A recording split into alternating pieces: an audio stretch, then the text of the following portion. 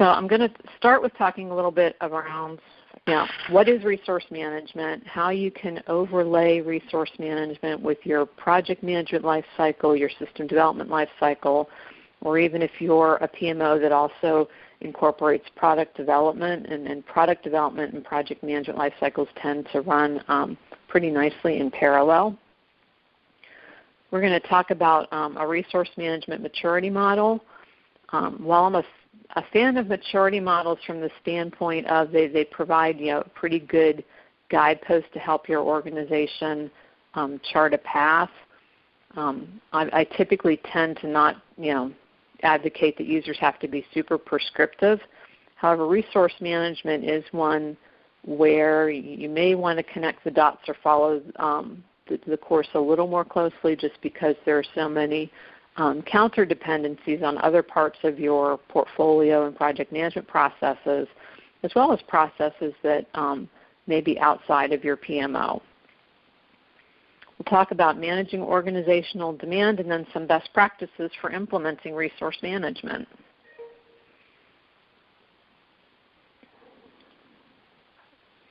So the definition of resource management.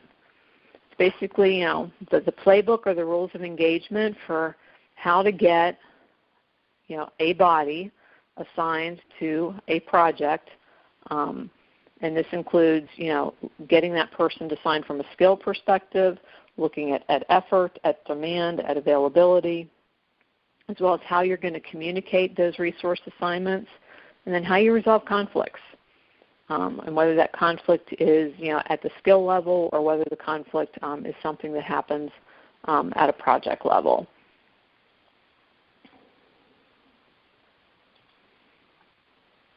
So some of the things that resource management addresses and some of the considerations that you need to keep in mind as you're heading down the path is one of the issues confronted by many organizations is how do you balance the demand from your various sets of business customers? As a PMO, you probably service more than one part of an organization. You may be in an enterprise PMO where you're servicing your entire organization. You may be division focused, or if you're in manufacturing, maybe you're focused on one specific plant that manufactures a category of products or a couple categories of products.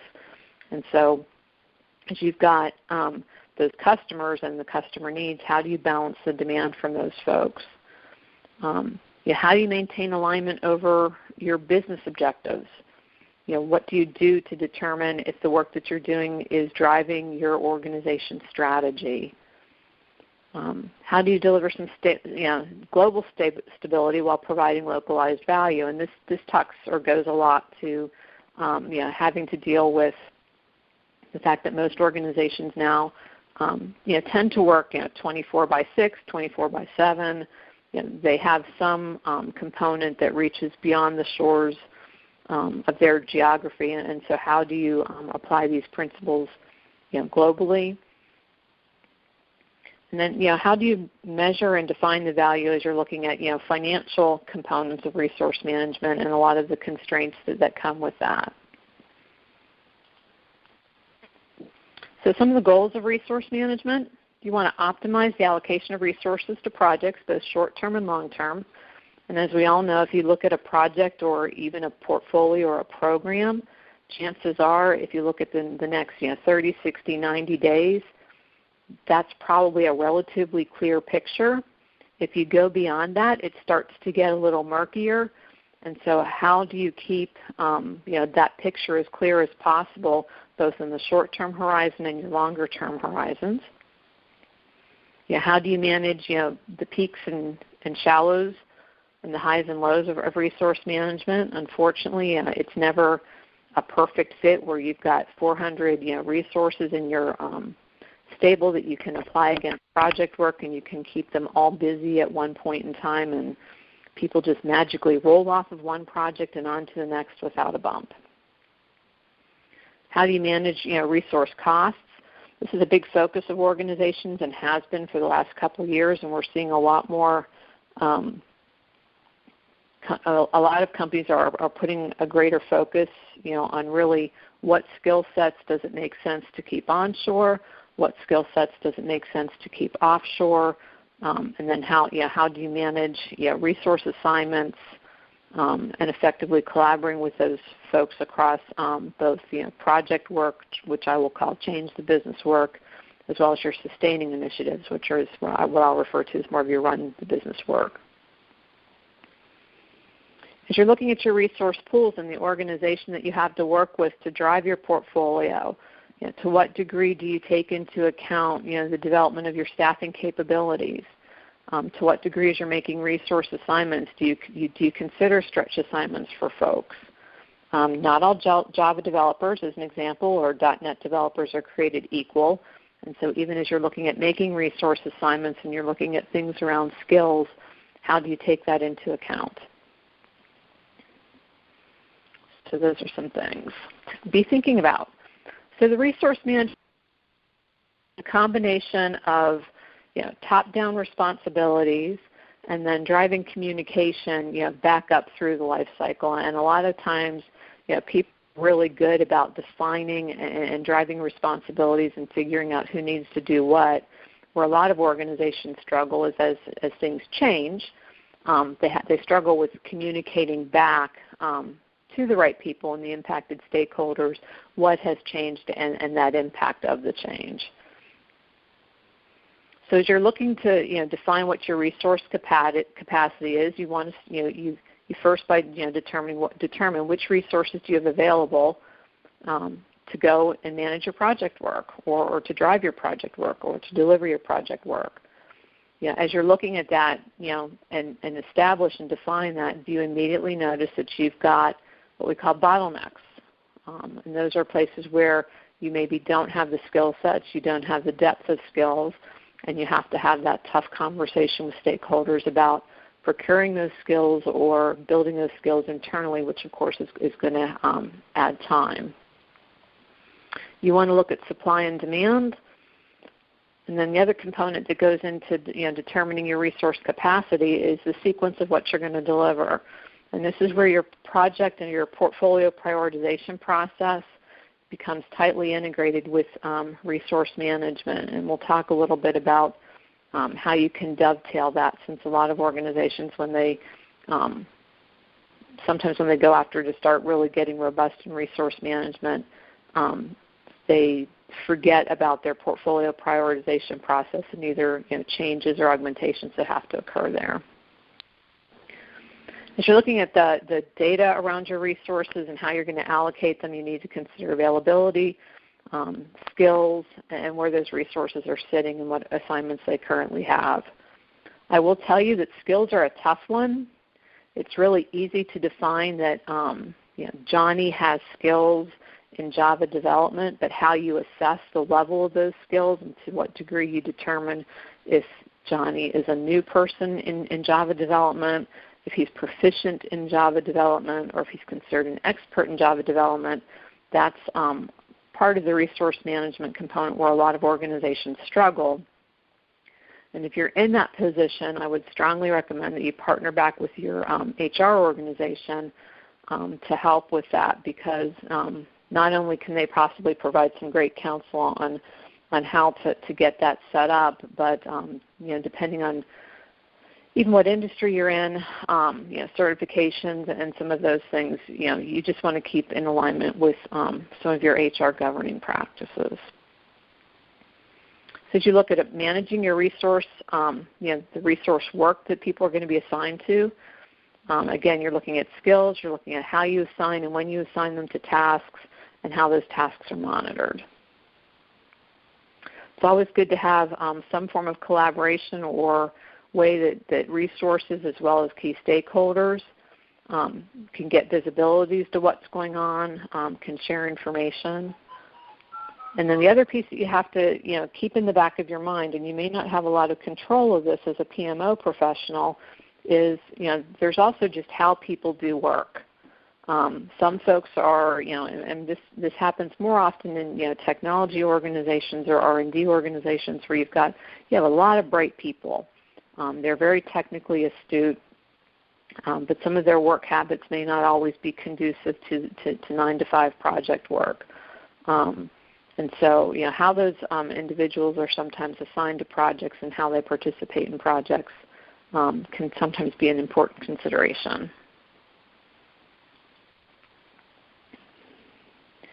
So resource management and the project development lifecycle. And I've broken this down in a pretty simplistic format. Whether you're a PMI shop, whether you follow some of the other methodologies, even if you're getting into a lot of iterative or agile development, the fundamentals are basically there. You may call the boxes and label things a little bit differently, but you need to create those ideas, or at least get them documented as to the type of work or the things that you want to do.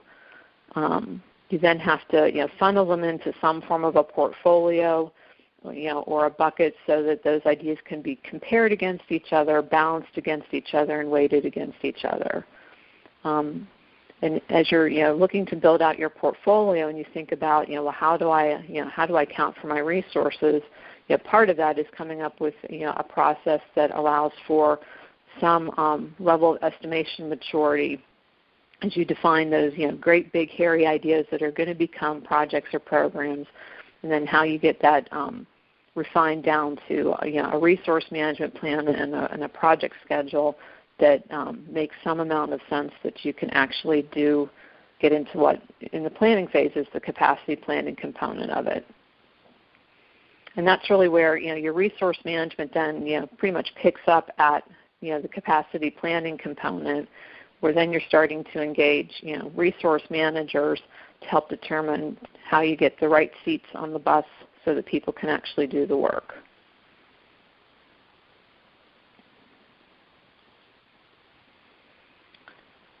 The other component of this that kind of runs throughout and is at the bottom of it is time reporting. And we spend a little bit on time reporting as well, and the importance of that, and some of the things that you may want to think about if you're going to implement time reporting, or maybe you've got time reporting implemented, but it's implemented in pockets, and you're having a hard time really defining demand, capacity, and supply, and how you can work through that.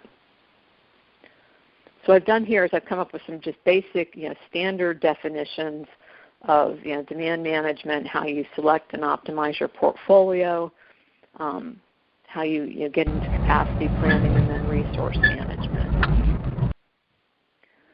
So as you're thinking about demand management, one of the things to keep tucked in the back of your head is, typically there's some form of a workflow process that allows you to determine what your demand is, get it into buckets and characterized, and then providing visibility to the people that need to have input into that. I would recommend you try to keep that simple. Don't make it super complicated. And remember, demand management somewhat runs parallel to what your project management or product development life cycle would. Your selection process as it relates to how you select initiatives that you're going to work on and how you then optimize those, this often runs in tandem when an organization decides to go into resource management. And often, what I see in organizations, particularly if they're just starting out in the portfolio management space, maybe they've selected a tool, they're trying to figure out, what do I do to implement it?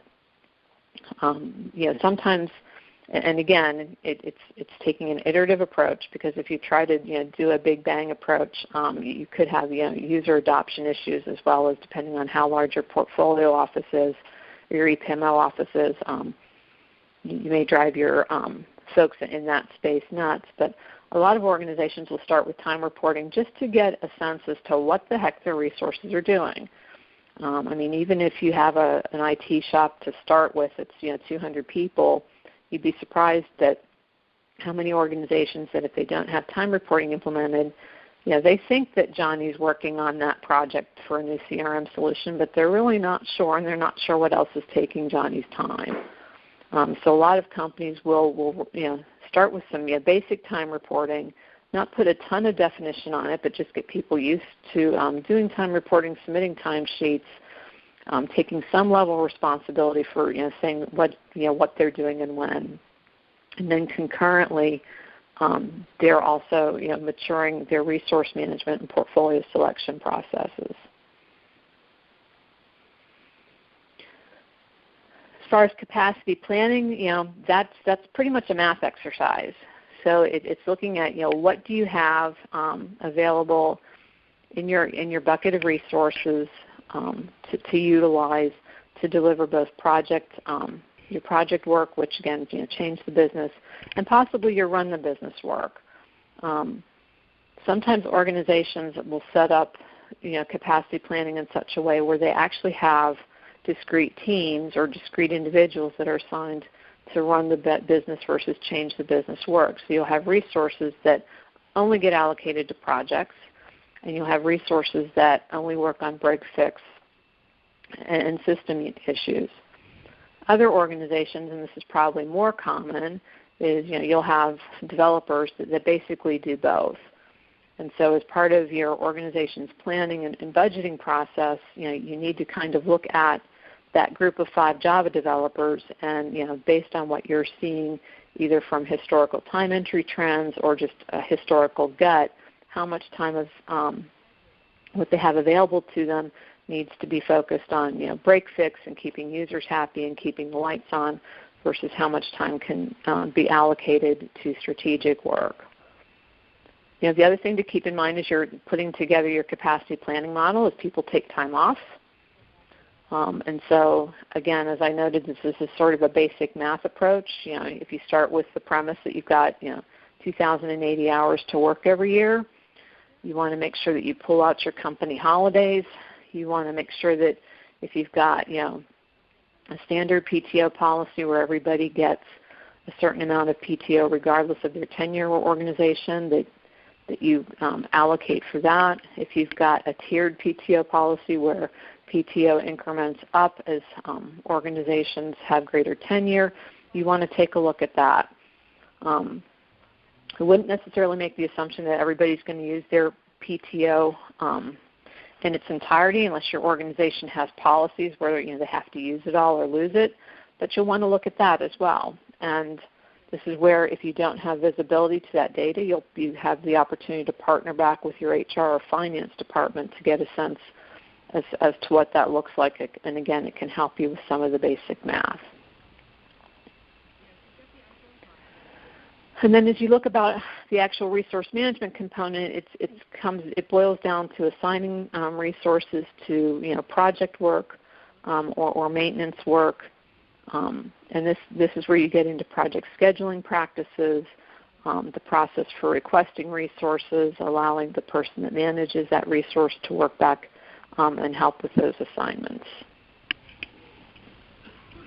So a little bit about a resource management maturity model. I did a bunch of scouring as well as looked at Gartner and Forrester and some other knowledge sources and tried to come up with something that was pretty straightforward and easy to get your head around. So the first part is, again, as you look at a maturity model, is just providing work visibility. So what work has to be done by an organization, who's currently doing that work, and to what degree is that work being monitored to ensure it's completed or not. And typically this is where most organizations start. There's not a ton of formal function or oversight or governance wrapped around it. Like I noted earlier, they're just trying to get some level of understanding as to who's doing what and when.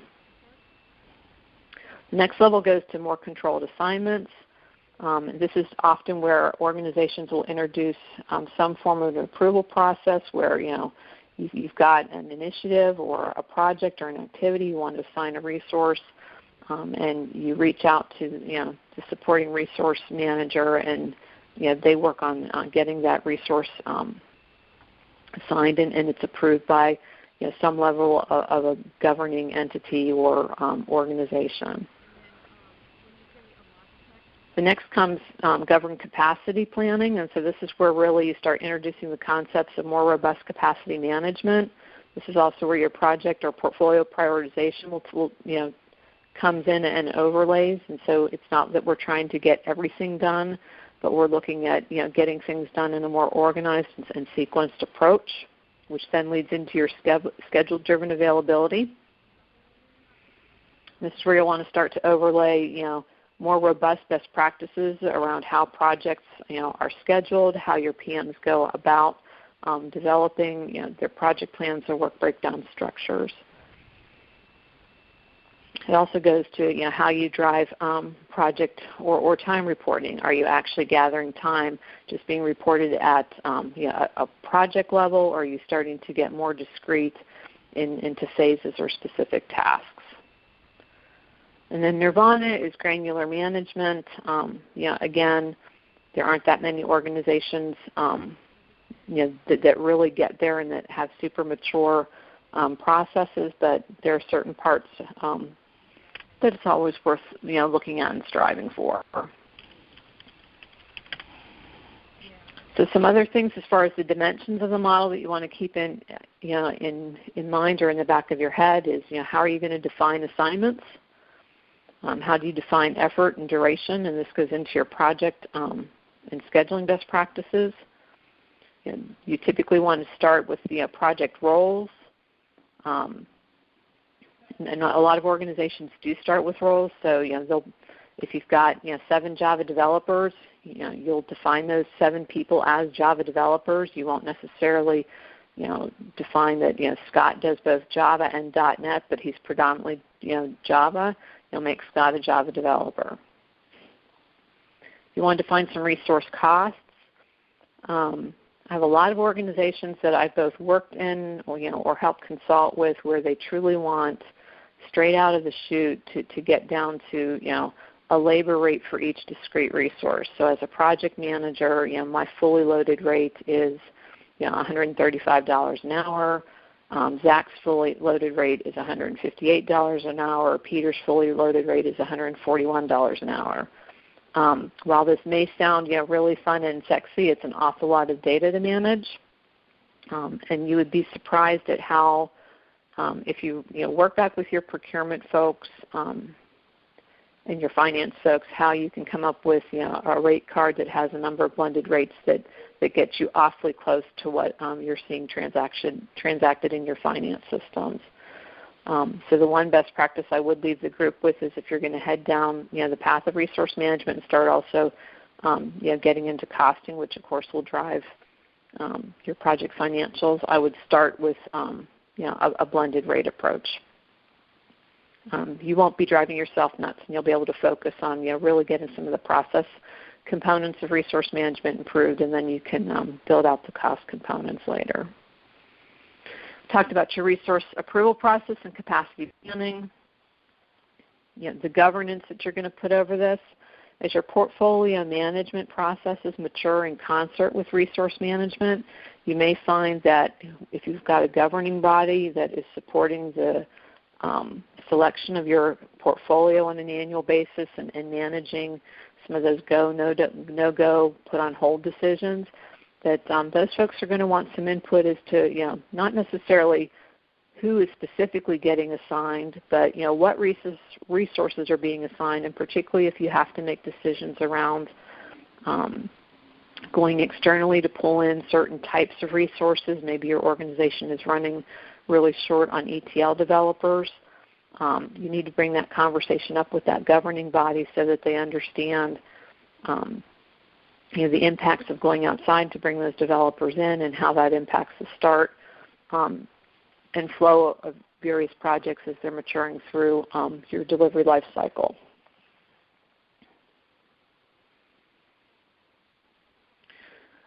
And then here's the model all blown out for you.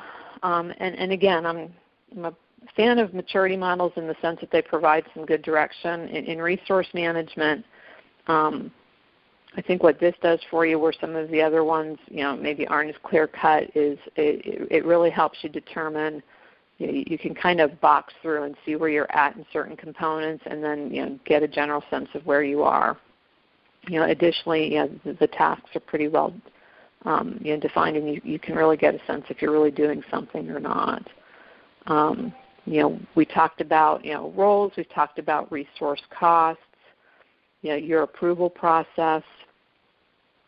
How much is that automated? How do you provide visibility as to who's assigned to what?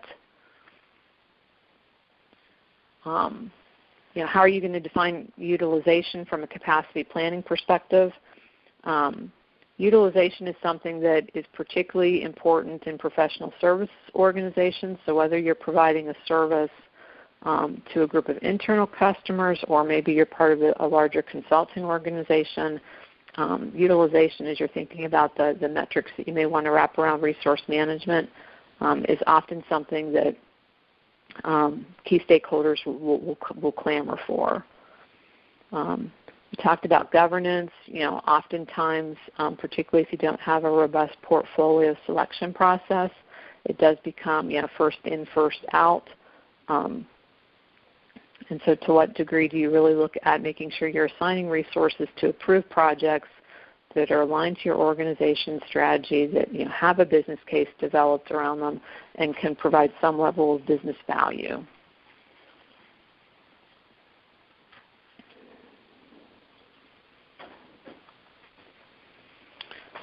All right, some considerations as you're looking to establish resource management practices. So as you think about your planning horizons, how often do you want to take a look at resource management? Typically, it's not something that's one and done. It's an iterative process, and whether you align it to your financial forecasting processes, and most organizations have a budgeting or annual planning process, and then they go through some level of iterative, whether it's quarterly or sometimes semi-annually processes to refresh that schedule.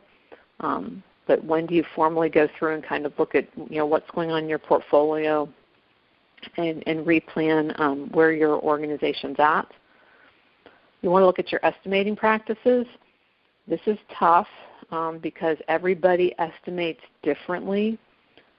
I would suggest that, particularly as you think about defining work that's going to go into your portfolio and that prioritization process, that you give the people that are helping define that work initially, some form of a template or a tool to come up with some, high-level estimate, and then put parameters on those estimates to start to, rein those estimates in. Initially, that estimate could be, plus or minus 50 or 60%.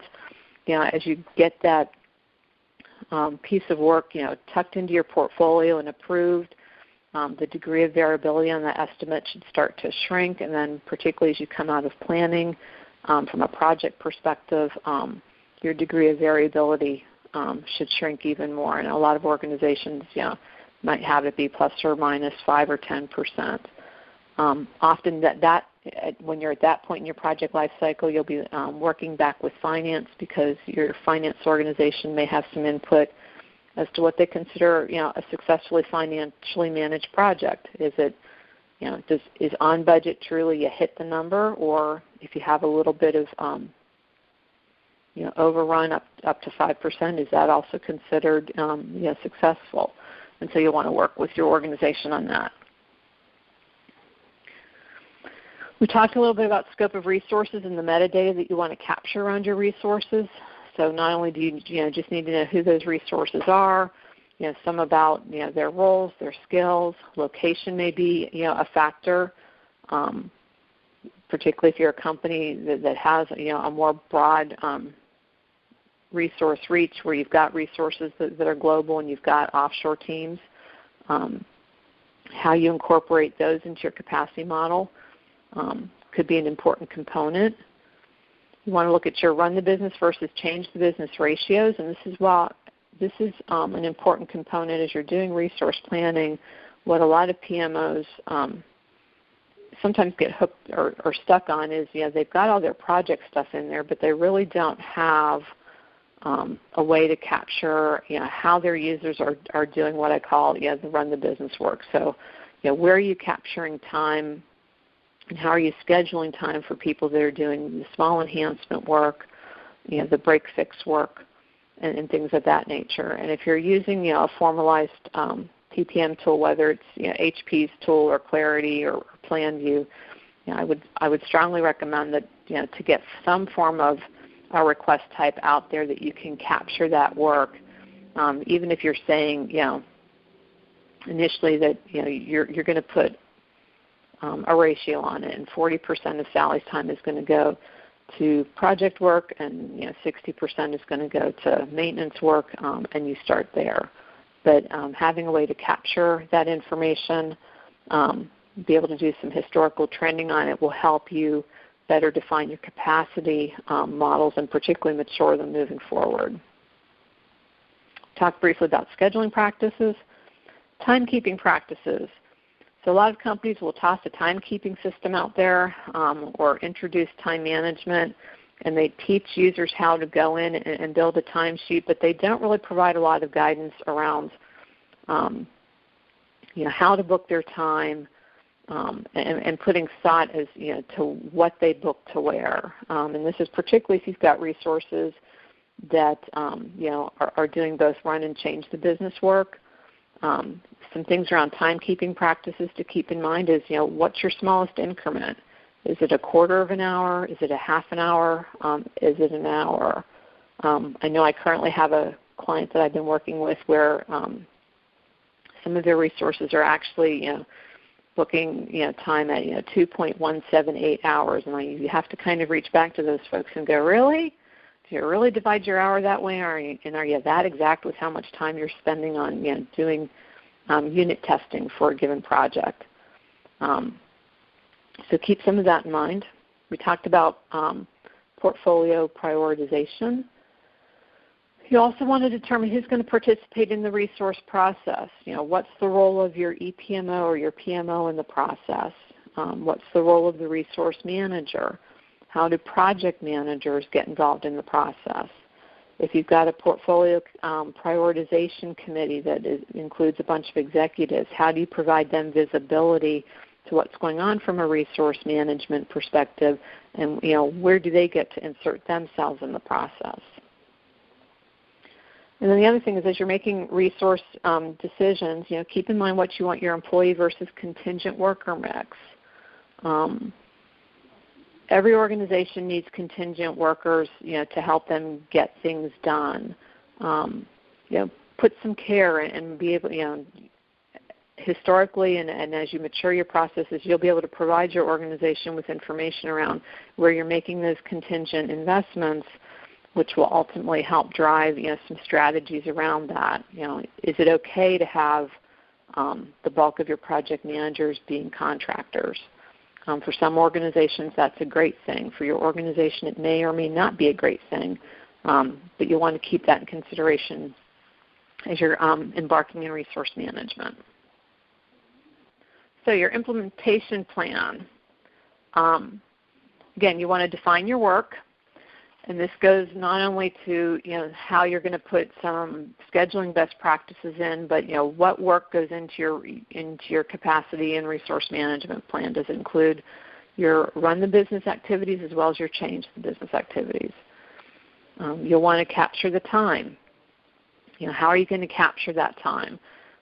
A lot of organizations will initially start capturing time, at a project level, and then they'll start getting more granular to rolling that out to a phase level or possibly a task level.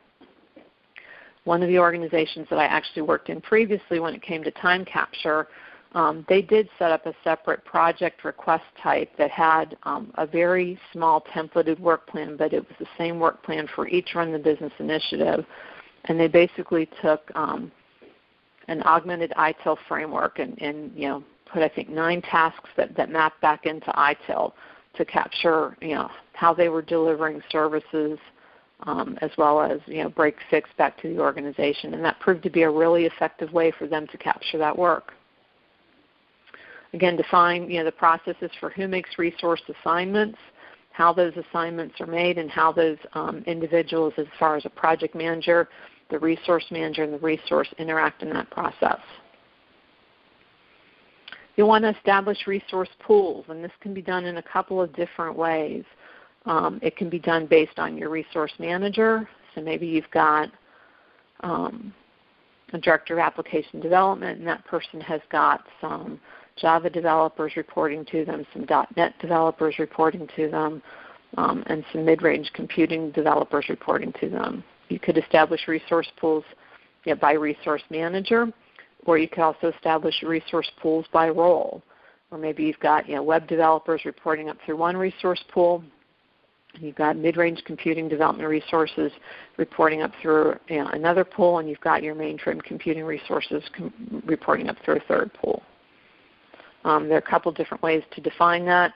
There's really no right or wrong way, but you'll want to look at your organization and include key leaders out of the various parts of your organization to help you make those definitions, because they may have some good reasons why they want it defined one way or the other.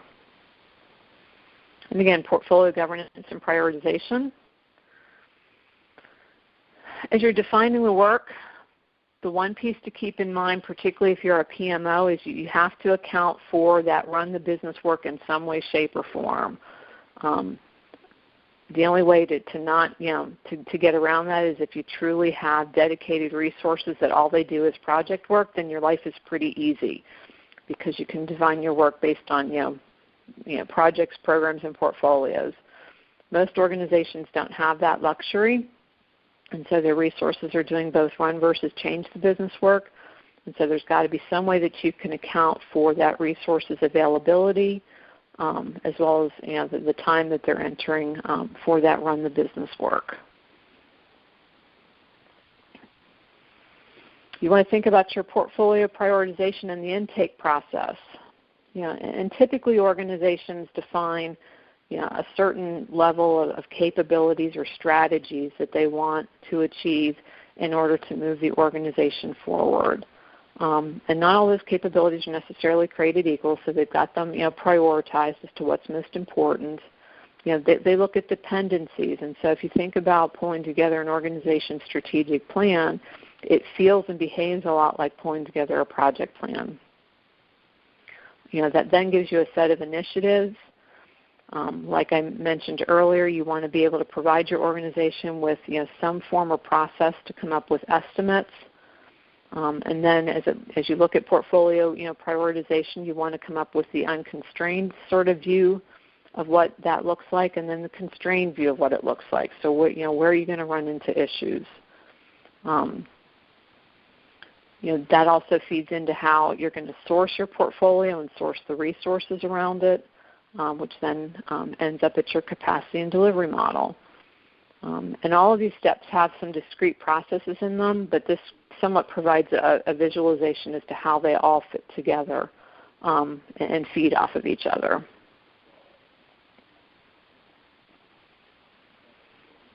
As you're looking at estimating and so forth, there's a concept out there called the cone of uncertainty. And this is where you take estimating practices and you start with that initial estimate of I want to build something.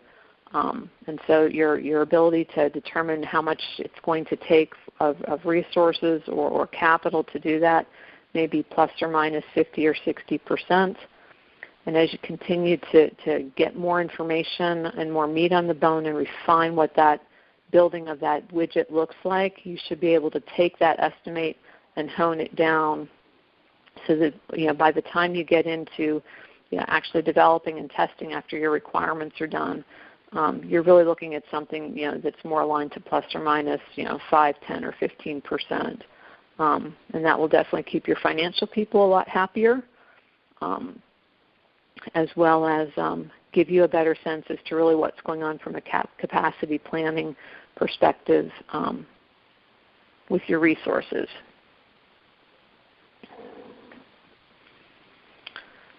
So as you think about how time is spent, remember, and we spoke on this briefly, there's administrative time that's really non-project related.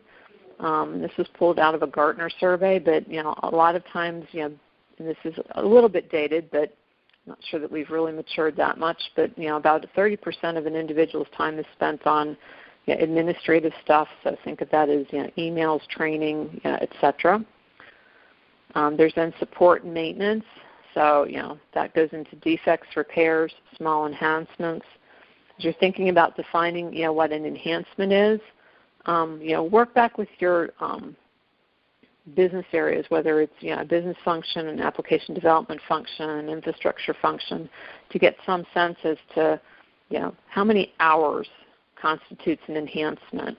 Is it 200 hours? Is it 400 hours? Is it 100 hours? And once you get over an estimate beyond that, it needs to fall into the same process as a project would in your portfolio project or in your portfolio process. And then you've got your projects, and make sure as you look at governing how you're going to determine timekeeping and scheduling, that you put just enough governance around that and don't try to go from maybe a maturity level 1 where you might be sitting today up to a 3 or 4 in one fell swoop, because your PMs will probably go nuts on you. Talked a little bit about estimating and scheduling best practices. As I've worked with different companies, I'm still somewhat amazed at how many times I spend time with PMs and they're building project schedules and project plans somewhat in a vacuum, sitting at their desk. And it's not that PMs don't have the knowledge, and particularly folks that have been doing project management for a long time, but there's a lot to be said to as you're putting together your estimating and your scheduling best practices, to having people collaborate and even pulling the resource managers into that process. So to the degree that you've got a resource manager that is responsible for, let's say, all their Java developers, that individual also should have some visibility as to how much is it going to take to build an object, or how much is it going to take to do some form of a workflow or to write a script, and have them participate in some of those project estimating processes. You'll find that you get a lot greater buy-in from those folks when you start to get them involved in resource management, because they've had a say in it. And you'll probably also find that you get a much better product coming out on the back end of that. Again, said we weren't going to spend a ton of time on crashing schedules and all of the fun stuff that comes with that, but basically allow the schedule to kind of flow itself out your first time through. Start with by making that basic list of tasks. You want to use your date constraints with care. Whether you're using a PPM tool or Microsoft Project, a typical best practice is not to assign resources to summary tasks. And make sure that your tasks have some level of effort and duration wrapped around them. Capturing time, the level of granularity that you put around time capture could roll up to a project level. It could be at a task level. It could vary based on how you have your work defined. It could also be something that where you start at a project level as you roll out resource management, and as you get more mature, you then become more granular. You want to talk to your finance folks and determine to what degree will capitalization possibly play into how you're doing resource management and time capture.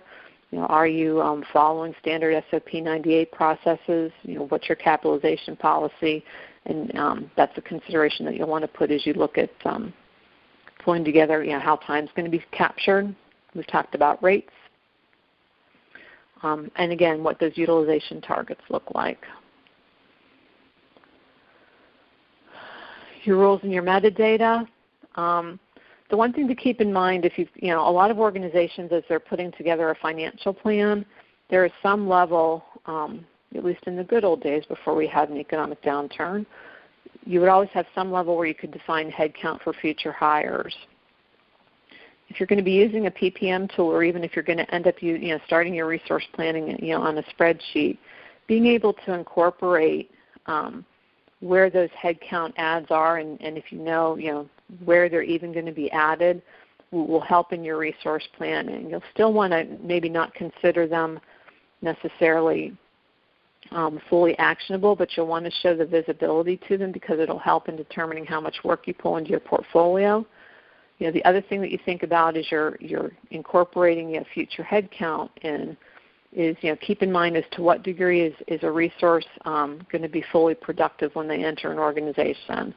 If you start somebody, an FTE or even a contingent, on a Monday, are they really, can they really be fully utilized on that Monday, or is there a certain amount of time that is spent to get that resource ramped up?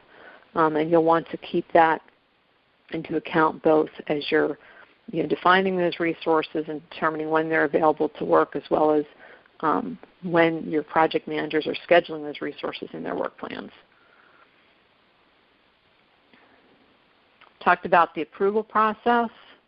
Who's going to get into that process? How robust does that process need to be? If you're starting out initially, I would recommend trying to keep it pretty simple, and you can always mature it and make it more robust as time goes on. Talked about assessing capability and availability. Again, particularly as you're looking at skills and qualifications and so forth, this is where you'll want to loop back with your HR organization. They may have some guidelines or standards as to how that's done. There also may be some data privacy concerns around that, so just make sure that you have a good sense from them before you start doing that sort of activity, as well as possibly exposing that data to a broader organization.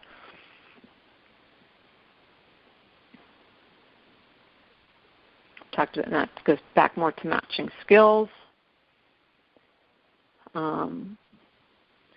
Scenario modeling. So this is the brass ring. This is where it gets really exciting. And the first time you run a scenario, or the first time you get everything loaded into your tool, and you can actually spit out something that says, in the month of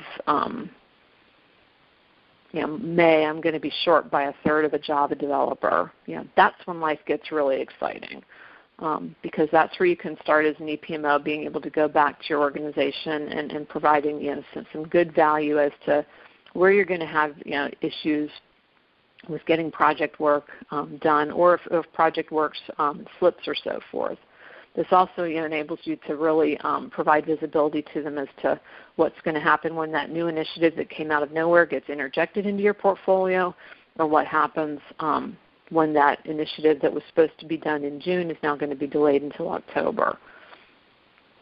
So as you think about it, the things that fit into your scenario modeling or that impact it are new things being pulled into your portfolio.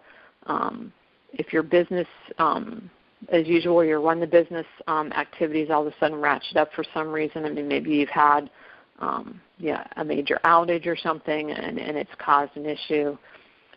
It's an opportunity to review your estimating practices and run some metrics over those to see how efficient they are and maybe where those have to be refined. This is also where your portfolio folks may have to come in, and somebody wants to introduce a new project, and you have to make that hard decision that you can't do the new project in an existing one, and so another project either has to be canceled or deferred. And so how do you have those discussions and pull that into your modeling process?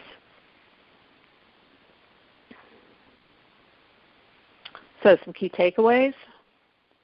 Important to make sure that you define your work, and you need to include both project and non-project in some form or fashion, whether you do it by a ratio or you actually are covering both as part of your capacity planning.